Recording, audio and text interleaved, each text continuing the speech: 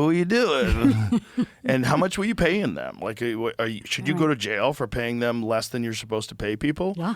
Because that's the reason why you hire people that don't have any paperwork. Yeah, because you want to pay them less. One guy is a horrible person. I heard he did a job, and then when the job was over, he called ICE on the people so he didn't have to pay them. Might not be real though. Might be a TikTok. Might be a little. They might have got me. It wouldn't surprise Might be me, China unfortunately. trying to set us up to yell at each other, because that's a lot that's going on too. But yeah, it's heartless, and that's and if you're supposed to be a Christian nation, right, which is like what the hardline right people want, well, that's not a very Christian ideal. Yeah. Well, they broke the law, right? I get it. They're families, right? Mm-hmm. You would have broke the law too. But by the way, most of those people are deeply religious. A lot of those people that are coming from South America, deeply religious. From Central America, deeply religious people. Deeply like religious. they'd be on your side if they had a chance. You know, those are like hardworking family people. They'd be the kind of people you want in your community for the most part.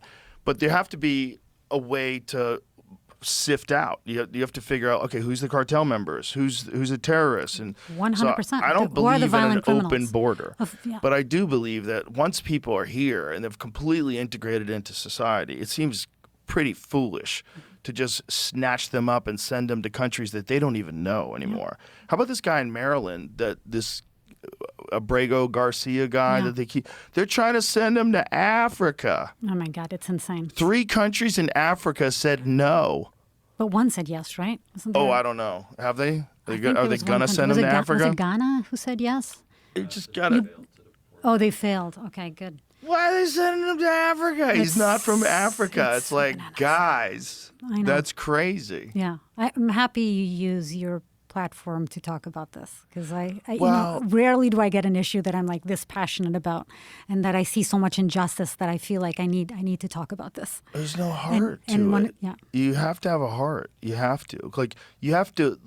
The law should be to serve and protect, right? This is the whole reason why we should have law enforcement, right? So in this situation, what are you protecting? Are you protecting American jobs? Do you want to go pick strawberries? Like, these people are like coming here because this is a way better option than where they live. Yeah. Wouldn't it be better if those people were doing that work and making a livable wage? Yeah. And wouldn't it be better if these greedy corporations weren't just able to hire illegal people and pay them under the table a tiny amount of what they really should be getting as a normal human being? Yeah, absolutely. For all of us. It would be better for all of us. This is just, you're taking advantage of these people. And once they're here, look, if you're here and you've been robbing people and say, yeah, fuck that guy, get rid of him. Like, get rid of all the parasites and all the criminals and all the predators that are destroying people's lives, all the people robbing people. 100%. And get rid of them. Everybody wants that. But after that, you got to figure out a way to, like, otherwise we're just going to have this stupid divided country with left and right. And these people will never vote Republican again. Which is really interesting, because a lot of Hispanics and a lot of like Latino people are religious. And there's a lot of the things that the Republicans talk about that they would align with, like Cubans, for example. Cubans are hardliner, right-wing people. They don't fuck around. They're very disciplined. They know what communism looks like. Fuck you. They don't tolerate no nonsense in Miami. You know, it's like, and that could have been, the Republicans could have captured a lot of those people that are deeply religious. Like, that's one of your core values, is you think it's a Christian nation. Right. It's just, you got to figure out how to do it with a heart. I know. You can't 100%. just snatch a hardworking father away from his children that he brought over here from another country just because he wants them to be able to live and not get killed in the streets. Right. He wants to be able to make a living. And this guy probably works 14 hours a fucking day, sees them, kisses them on the head before he goes to sleep, crashes, gets up in the morning and does it again. That's like, right. That's what you want in this country. Right. Of course. It's like you gotta find the pathway for good people. And like, you can't tell me we don't have enough resources for that. Because you see about the amount of money that goes through USA or went through USA, the amount of money that goes to fucking weapons manufacturers. We don't have enough money to sort out who's a good person and who's a bad person and find some sort of a pathway. I'm not saying keep the border open, but the people that are here, let's root out the fucking terrorists. Let's figure out who's the bad people. Some definitely bad people got through. After that, let's Let's fucking break bread. Yeah. Let's break bread. 100%. I agree with you. 100%. We're supposed to be a community. Yeah. If you come over here and you bust ass for 25 fucking years and you're a part of the American community, and then all of a sudden you don't have the right paperwork, so they're going to send you a country that you don't even remember because, you came over here when you're 15. Right. Like, you barely know how to speak Spanish anymore. Right. Like, what? Yeah, I know. It's absolutely, I've been reporting on these issues for so long. It's truly, it's why I came to America, why so many people come to America. It's because this is what this country stands for. It's like, it's welcoming to immigrants, and immigrants make America great. Ed Calderon was telling us a story about a young man who came over here when he was a baby. His family brought him over here when he was a baby, so he doesn't have any paperwork. Mm-hmm. And he was in his 20s. They snatched him up and sent him to Mexico, and he doesn't even speak Spanish. Right. And he's like, "Fuck you, you're not American." And now why you're did they over snatch there. him? Was it during these raids right during now? some sort of an ice raid. Yeah. They grabbed him and sent him to Tijuana. Right. He doesn't even speak Spanish. It's insane. He's a full-on American just with bad paperwork. Yeah. It's crazy. And the only difference between him and me is that my parents were born here. Yeah, I happen to be born here. I got lucky.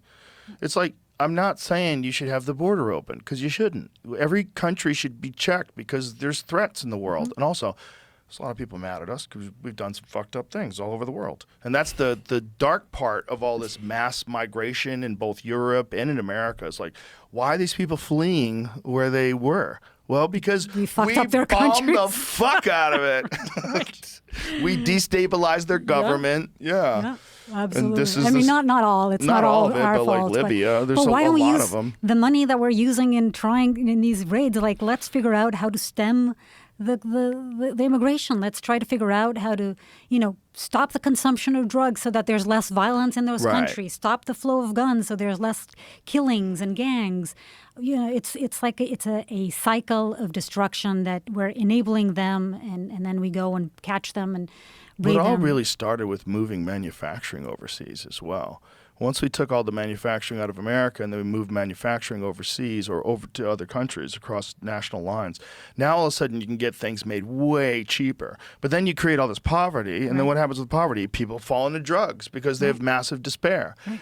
And then the pharmaceutical drug. Well, you brilliantly documented with the OxyContin Express. That piece was how I found out about you, but also how I found out about that problem, which is so insane, where you could tell people if they're not aware of how it all started. Yeah, it's interesting because I just had the FBI agent that investigated that case on my podcast, which was fascinating. Okay, so I found out that reading the newspaper, my husband and I were working together at the time, and we found out that there were all these people who were going to Florida just to buy pills. So there was these pain clinics, these pill mills, as they were called, and they were distributing. The numbers were crazy. 90 of the top 100 doctors prescribing OxyContin were in Florida. 90 of the 100. It's insane. What are the odds that statistically with 50 states? I know, it's insane. And this is the sad part. It's not as if like these pharmaceutical companies or the distribution companies didn't know this was happening. They did. They just pretended that they didn't because it was huge business and it was great. And why Florida? Because they had really lax regulation. So you could go doctor shopping.